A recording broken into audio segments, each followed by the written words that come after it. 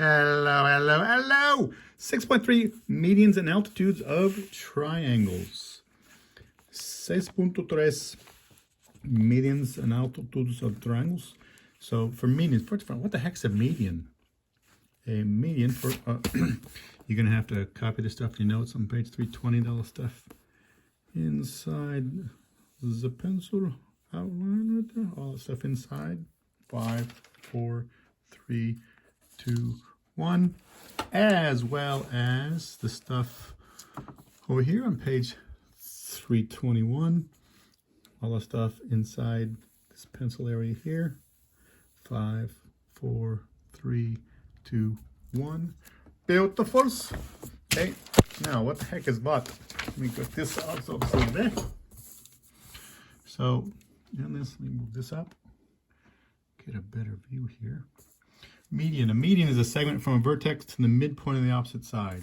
So, pick a vertex. I'm going to pick D. If I want to pick D, it has to go to the opposite side. Here's the opposite side. So it has to be the midpoint. So the midpoint is right here. This is, I did this earlier. I drew this. So from here to the midpoint of the opposite side, you have to find the midpoint. So it's that segment.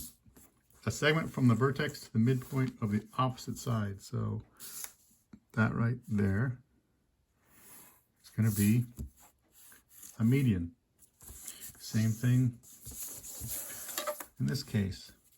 From a vertex to the midpoint of the opposite side. I did this earlier. That's the midpoint. So it's the segment from here to there. So boop, this is another median. And lastly, from a vertex to the midpoint of the opposite side. Here's the opposite side. The midpoint is right there. So it's that segment. And what do you know? Right there. These three medians meet at a point of concurrency. Right there. That point is called the centroid. The centroid is special because the distances. So that's the centroid. It's the intersection of the three medians. This point of intersection, the point of concurrency is called the centroid, and this distance is special. From this point, the centroid to the vertex is longer than the centroid to the midpoint. So to the vertex is longer than to the side. So this longer distance is twice as long as the short distance. Or you can say this is half of that distance. But this distance from the centroid to the vertex is twice the length of this. And if you're speaking of the entire distance, this entire distance is 3 times that short distance. It works for all ways. So from here to the vertex is longer than from here to the side. This distance is twice as long as that distance. If you're talking about the entire length of this median, this distance is 3 times that length. And we can do it for this one as well. This is twice as that length. And for the entire distance, that's 3 times the short distance. Okay. The same thing works for, this is another triangle. This happens to be an acute triangle. It's acute triangle. The centroid is always inside. Always. This happens to be a what kind of triangle? Obtuse triangle. It's an obtuse triangle. Okay. So this is a perpendicular bisector, perpendicular bisector, perpendicular bisector. Why do I do that? Because when you do it by construction, perpendicular bisector lets you find the midpoint. And once I find, the midpoint, then that's a midpoint. Perpendicular bisector, that's a midpoint. Perpendicular bisector, that's a midpoint.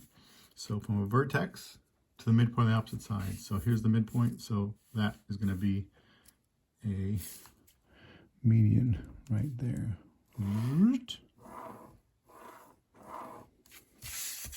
And then from this point to the opposite side's median, midpoint, there's the midpoint.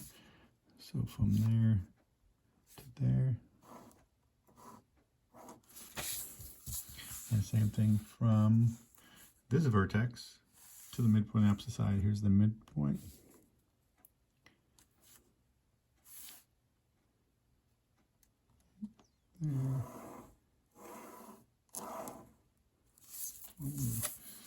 There you go. They meet at a point of concurrency. Okay. So that point is called the what again? Centroid. Okay. So if I go from this point to the vertex, that is going to be twice the length of this point to the side. This is twice as long as that. If I say the entire distance, this is 3 times that short distance. What if I choose this median? Well, the longer distance is from this point to the vertex. This is twice as long as the short side. If I use the entire distance of the median, this is 3 times that length. And it works for all 3 medians from the centroid to the vertex. That's the longer side. This is twice as length of that. Okay, this is twice as long as that distance is. That's the short distance. If you take the entire distance, that's 3 times that short length. Okay, next is altitudes. Altitudes of a triangle. Altitude is a perpendicular segment from a vertex to the opposite side. What? So some people start out and they say, okay, well, perpendicular from a vertex. Here's a vertex, and it has to be perpendicular. Here's the opposite side. It has to be perpendicular. And this is a perpendicular yet. You just have to keep going until it's perpendicular. Right there. So I'm just eyeballing it. So this is just kind of, I'm going to say that right there is going to be about perpendicular. Okay. I'm not going to be that accurate. This was accurate because I did it with a compass and straight edge. This, I'm not going to be quite as accurate because I'm just eyeballing it. Okay, from this point, here's the opposite side. I have to go until this is perpendicular to the opposite side, and it's going to be right around, no, too far, not enough, right around there. Okay, and the last one is from here, right here. From this point, here's the opposite side, has to be perpendicular. It's going to be right around there. So I'm just eyeballing it. So just by eyeballing it, see what happens when I eyeball it? That should be a point of concurrency. And if you look close, that is not, they do not meet exactly at one point. It's close, but stop the movement. It's close, but that's not a point of concurrency. Close. That's because I just eyeballing it. I'm just kind of fudging it. Fudge factor, just kind of fudging it. Doctor data and science, yeah, it doesn't work. But that point right there, if I did it properly, the compass and straight edge, these 3 points would meet at a point of concurrency, and that point of concurrency is called the orthocenter. So the 3 altitudes, if done properly, they meet at a point of concurrency, and that point is called the orthocenter. This is an acute triangle. If you do the same thing for an obtuse triangle, okay, here's the obtuse angle, so that means these 3 altitudes are going to meet outside the triangle. It's going to meet out over here somewhere over here, okay? So from here to that triangle, now again, I'm just eyeballing it. This is right around, somewhere around there.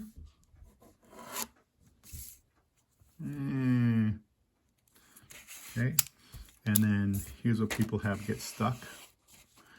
From this point, how do I get perpendicular? Well, what doesn't, what? You have to, it's going to be over here. Actually going to be over here. I have to take this side and extend it. Where the obtuse angle is, you have to extend both sides. So I have to extend that side, make sure it's a straight line. I have to extend this side where the obtuse angle is. Okay, now has to be going through this point and has to be perpendicular. I can't do this. This is perpendicular, but it doesn't go through S. There we go, somewhere around here. So this is perpendicular right around there somewhere. Okay, that is, whoops, that's perpendicular to the opposite side. Okay, and on this last one, here's the opposite side. This is perpendicular. You have to keep going until it goes through point L. So it's going to be way over here somewhere. Okay, somewhere around there. Whoops. Let me get right there. That's going through point L. And, okay. So these three, that is perpendicular. That is an altitude. This is an altitude. This is an altitude. All 3 points meet at a point of concurrency called the, wait, what was that called again? It was called the, what the heck was that called? Orthocenter. That's an orthocenter. If this triangle happens to be an obtuse triangle, the orthocenter will meet outside the triangle. If the triangle is an acute triangle, the orthocenter will occur inside the triangle. What's that other one? It's like perpendicular bisectors. Perpendicular bisectors, if it's an acute triangle, it meets inside. For perpendicular bisectors, if it's an obtuse triangle, these meet outside the triangle. If it's a right triangle, it meets right on the triangle. Same thing for an altitude. If it's an altitude, the altitudes meet on the triangle itself. In this case, a right triangle, that is an altitude, that's an altitude, and that would be your other altitude. And that would be the orthocenter right there, where the right angle is. Okay. That is perpendicular, that's perpendicular, and that's perpendicular. That is the orthocenter. That's the right triangle. Okay? Okay, now let's see what happens when you start trying to use these in principle, in the practice of the... So boom. Now, again, this will help you right here. This is on page 322. 322. Okay? As shown below, the location of the orthocenter depends on the type of triangle. If it's an acute triangle, the orthocenter is inside. If it's a right triangle, the orthocenter is on the triangle itself. Okay? The red lines are altitudes, by the way. If it's an obtuse triangle, the orthocenter is outside the triangle. That happens to be the orthocenter right there. And then, let's try some of these.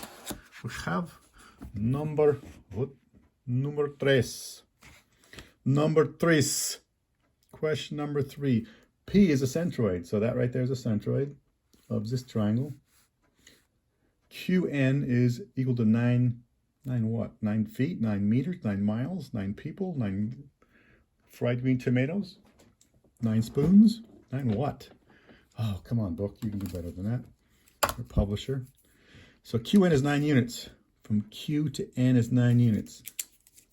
Hey, if Q to N is 9 units, that means that's the 9 units. That means it's 3 times the short length. The short length is from the centroid to the side. And the longer length is from the centroid to the vertice.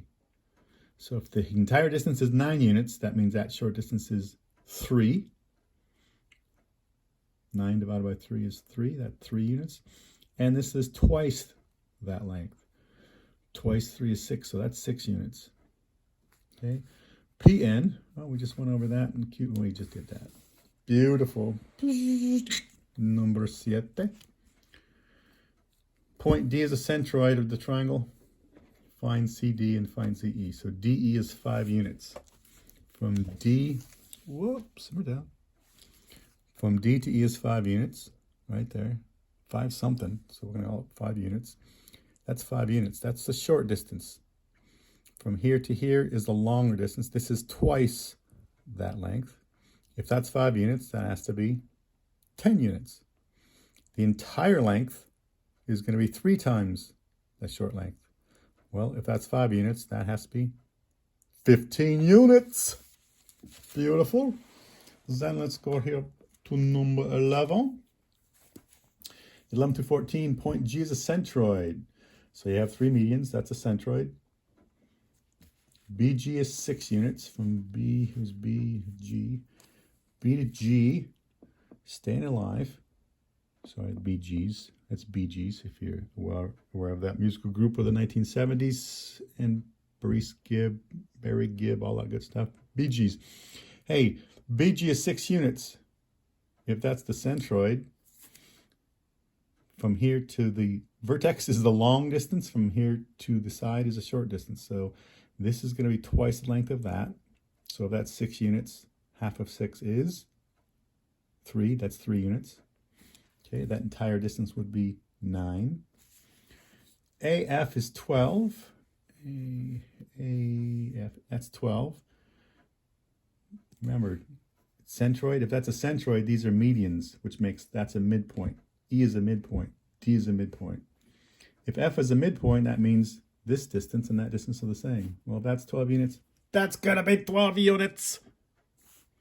And then lastly, AE is 15. From A to E is 15 units. If the entire distance is 15, the short distance is going to be 1/3 of that. 15 divided by 3 is 5. So that's 5 units.